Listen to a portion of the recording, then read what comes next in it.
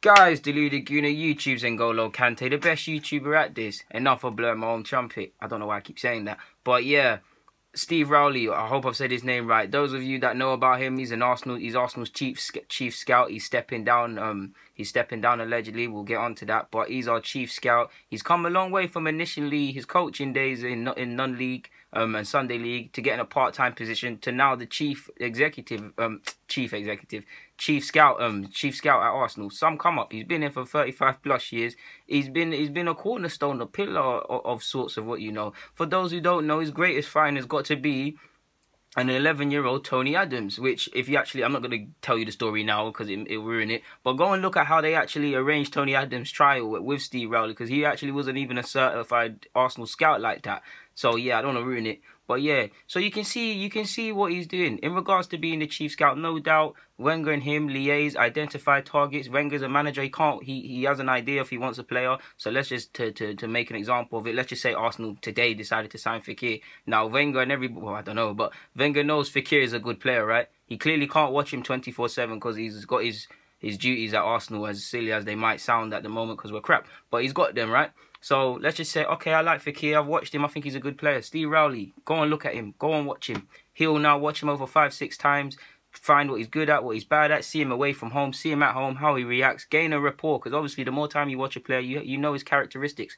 Steve Rowley will try and find stuff about his background, his attitude, all of these sort of things to judge will he be a good signing. He'll also bring 6 or 7, he also is documented, he'd bring 6 or 7 or so young prospects or prospects in general to show Wenger. So there's somewhat that you can see his use. I don't want to say rubber stamp because the manager should, in an ideal world or whatever, rubber stamp a signing, but he is the rubber stamp.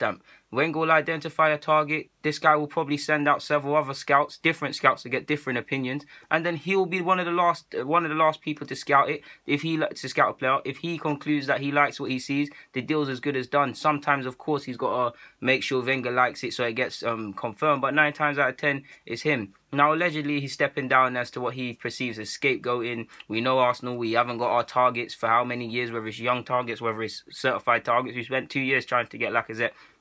He believes he's being scapegoated because of that. So in that regard, you've also heard reports in the Daily Mail saying he's talking to several other of his scouting colleagues and contacts around the game, probably to sound out another job, maybe to let them know that he's leaving. It would be a shame. It would be a shame on one hand to lose him, man. I mean, this is I've spoken about it. Tony Adams, and there's several other players he's helped. He's been a cornerstone at this football club. Chelsea a couple of years ago tried to poach him from us, so he's clearly someone that is good at their job.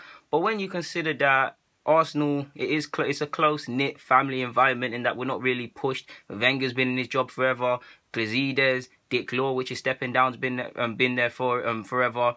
And now Steve Rowley. To a degree, I want to see this happen because a catalyst for change, as Ivan Glazides said. It's important to remember Wenger appointed him chief scout. I forgot to say that. But yeah, catalyst for change. We've heard long time catalyst for change. Allegedly, Glazides tried to make things happen and it wasn't happening. If that's the case, then fair enough. But clearly, there's an in-house struggle at Arsenal from everybody in top positions. There's a battle of power and they're divided. That's why we are where we are, because we're not pulling in the same direction. So it could be that when you consider the catalyst for change, that Ivan Glazides wanted to get rid of him, to bring in that sporting director, which is looking like it's going to happen, to bring in different scouts and revamp the scouting network. And when you consider we've got new fitness coaches this summer, new Sky, a Sky team lawyer expert, law expert, contract expert guy, all of these sort of positions which you want to see Arsenal doing, which we have called for, to in theory make us better in terms of our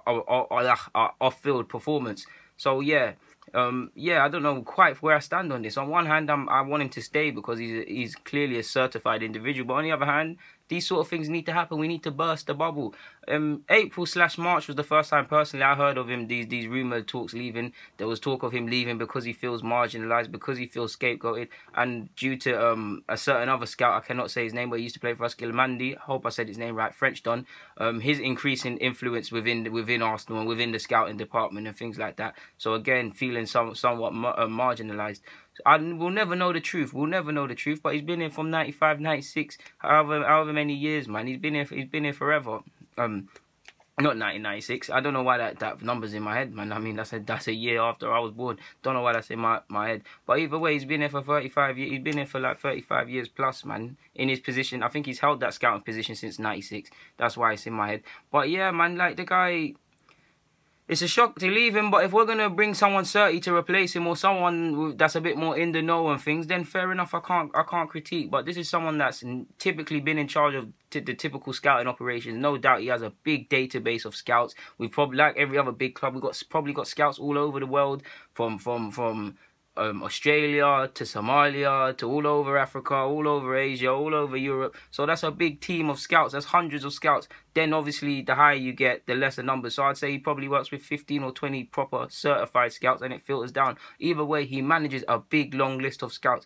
So whoever's coming in's got to be able to do that, you know, got to be able to hit the ground running in that regards.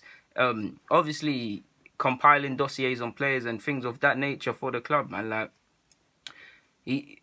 I don't know, man. He's been in the game for a while. He's actually, a lot of our signings that have banged, he doesn't get the credit because obviously he's not in a position to get the credit, in that fans at face value don't see him. You see the manager, but he's played a key part in a couple of the players, couple of the signings. It's a shame to lose someone with so much experience, knowledge, and love for the club. Dare I say, I don't know how he feels personally on the club, but if you've been here for 35 plus years, you've won league titles, been part of a club that's won league titles, you helped scout Tony Adams. I don't need to say what happened to him at Arsenal. If you're an Arsenal fan or a football fan in general, you know how that one turned out.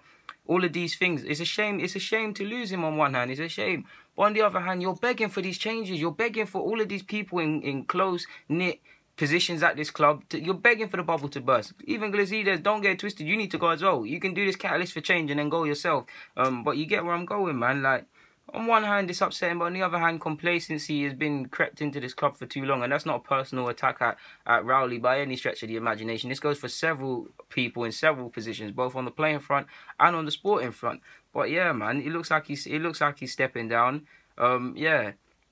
One gaff I'll give him is that he was recommended Dyer by the very player he scouted as an 11-year-old to sign for Arsenal, Tony Adams, and he turned down Dyer. Now, football's a game of opinions. We'll take that. There's probably better players that he hasn't turned down, but Dyer would have been decent for us. I know some people don't like Dyer, but I really like Dyer, man. I think he's a very good footballer. I followed him from his Sporting Lisbon days, so I'm going to have a lot of bias in regards to that. So yeah, man.